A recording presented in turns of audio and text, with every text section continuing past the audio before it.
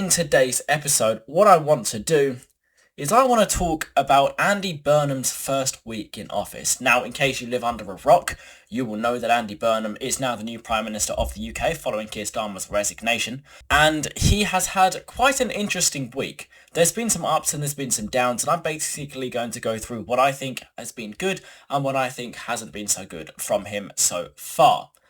Of course, guys, as you already know, and for those of you who don't know, I'm Alex on Politics. I'm independent and authentic. I'm completely an independent journalist who is not being funded by any political party, any big corporation, nothing, and I'm authentic, so I'm always going to give you what I actually believe. So, without further ado, let's start talking about Andy Burnham's first week in office.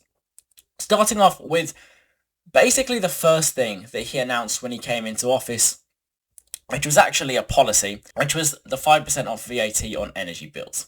Now, here's the thing with this policy.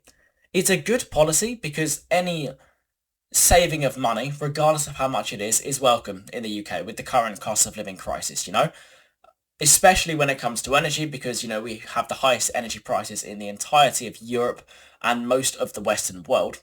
So any knockoff price that we could get, any savings is going to be welcome. And 5%, whilst it is little, it is still a saving in money, so you can't really complain. The thing is, if you're on a standard price cap, if you're on the standard rate, within 6 months, you're going to be paying more than what that 5% VAT taken off actually did. The VAT off of energy bills is cut to them by 4.8%, which is £45. And that's going to come into effect basically in October. Now, in October, the energy price cap is going to rise by 3.1%, which is £25 for 6 months. So you're actually, for the first 6 months, you're only really going to be saving £20. The price cap in January, which is 3 months after October, is forecasted to rise by 2%, which is £21. So that in 6 months equals a £46 increase, meaning that the 5% off VAT essentially just becomes pointless, and you're now paying more money than what you would have taken off. Albeit for the next 3 or 6 months, this is going to be some alleviation for the price, but in the long run, it's really not going to do anything. But for now, as a gesture from him, I think it's a good policy. You can't really complain with a price coming down. Now, the second thing that he announced was the £2 cap for bus fares. Now, this is supported by over 80% of the UK's population. It is something which you can't really argue with because, everyone wants cheaper transport prices, and the potential benefits of this are off the charts. £2 bus cap means people can take more buses because it's cheaper. It means that there's more social mobility. People can get to work easier. People can find jobs which are further away because they don't have to pay so much to travel. People can even just to go out and go and spend money in their communities can do it a lot easier because they're spending less money on that bus journey. So look, the economic benefits of that are going to be are good. Like, you can't argue with a £2 bus cap. It is a good policy. The next thing he announced, which was also quite good, was the 20% off energy bills for selected hospitality businesses, which is like pubs, clubs, bars, or all of those types of places. This is also something which you can't really argue with. Once again, its costs coming down for businesses, albeit it's still not a great deal of costs. But you can't really argue with this. If you're going to pick a fight with someone who's reducing your costs so that you can make more money, then you're just an idiot, I'll be honest. But it is still a good policy. Now, with these policies, obviously, they're not going in a year or so. You're not going to feel the effect because the chances are prices are going to surpass what these cuts would have actually made them. But for now, you can't really complain about what is happening. Now, a lot of people have raised issues with how these policies are being funded. Obviously, the 5% VAT off of energy bills was funded by the removal of the digital ID program, and that costed 1.8 billion, and they've taken 850 million out of it to pay for the VAT cut. Now, I'm not too versed on digital ID. I don't really see the point of it that much, so I'm not too opposed to it being scrapped. I don't really care that much. Now, the government has said that the 20% business rates cut for the selected hospitality businesses is being funded by reducing business rates relief for businesses such as vape shops and cracking down on VAT fraud by online marketplace sellers. So, shops which don't have much importance to the UK, like a vape shop. They're like, if you were to select a genre of shops that was supposed to go first, I'm sure most people would say them. They're being punished, and then all of that money is being given so that places which we actually go to and enjoy are being funded. Now, when it comes to the number 10 North, the new office in Manchester, which Burnham has said he wants to drive all the power out of London and bring it up north, I don't really have an opinion on that. I'm not opposed or for it, really. I guess it can increase representation and importance of places in the north, which may have been forgotten by previous administrations, but I don't really see the point of all of them working up there. It's like, I guess it's just a gesture to the north to show them that, oh, we are here. We're going to look after you. We're going to prioritize you and all of that. But, you know, it's sort of like a meh thing that he did. It wasn't crazy. And also his rhetoric on ending rough sleeping, which I obviously support, but nothing much has been announced yet. Moving on to things that I'm not a fan of. The first thing has got to be the North Sea oil drilling. He is going to approve 2 sites where we will be allowed to drill for oil and gas in the North Sea. And literally, I can't understand why he would do that.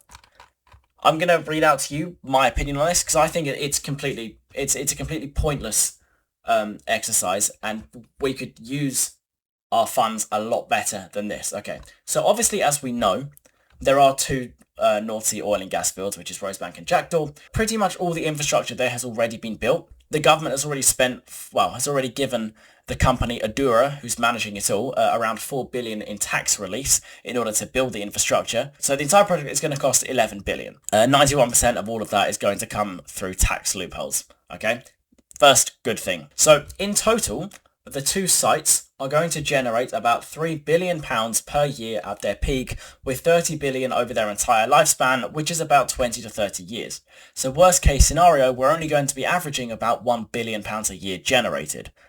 Most of that money is going to go towards Norway's pension and public services, as 67% of Equinor, the company that's actually going to be extracting the oil and gas, is owned by the Norwegian government. Lots of the rest of that money is then going to go to the corporate bank accounts of the companies too, and because of the tax levies, the tax revenue from all of this money generated is going to end up being nothing as well. Let's not remember that between 2018 and 2020, BP and Shell paid 0 tax on their profits, so it's not unheard of that oil companies will not pay their taxes. So therefore, it leaves the UK, out of the £30 billion that is being generated in total, only 13 billion over 30 years.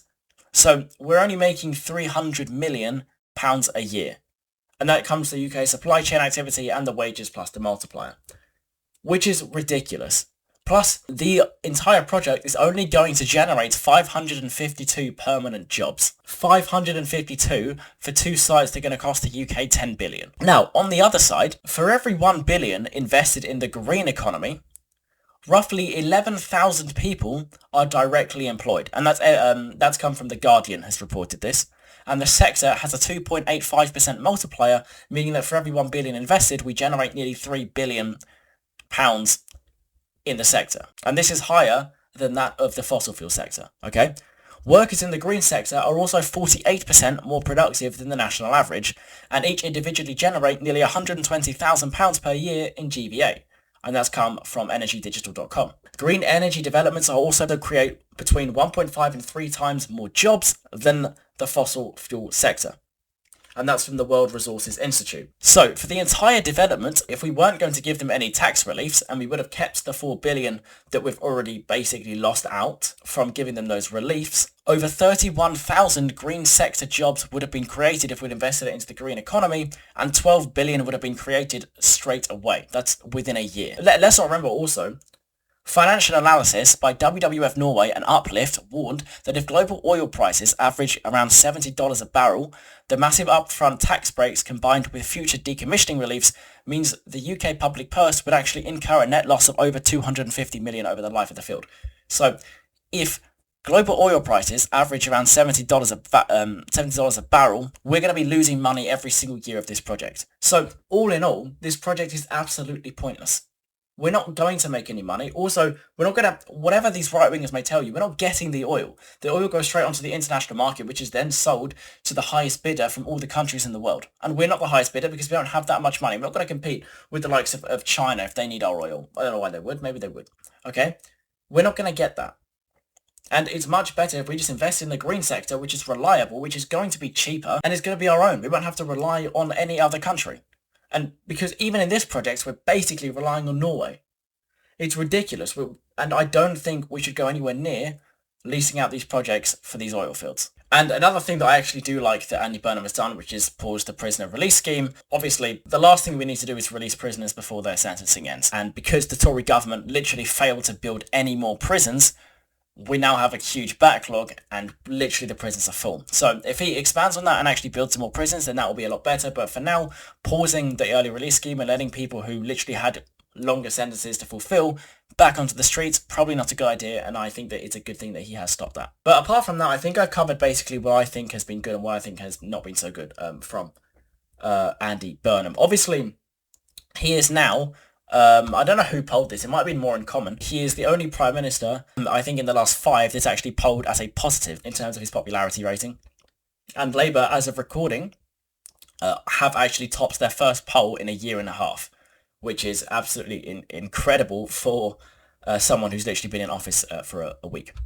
But of course, guys, that is what I think. Of course, feel free to disagree with me. This is politics. You're allowed to do that. I quite like free speech here, barring it's within the law. But yeah, if you did enjoy this and you want to see more, make sure to like and subscribe. I will try to make more videos throughout the rest of the summer. I'm not too sure how many I will make. I've got a lot of stuff on my plate as well. As always, I'm independent and authentic. I hope you enjoyed the video, and I will see you in the next one.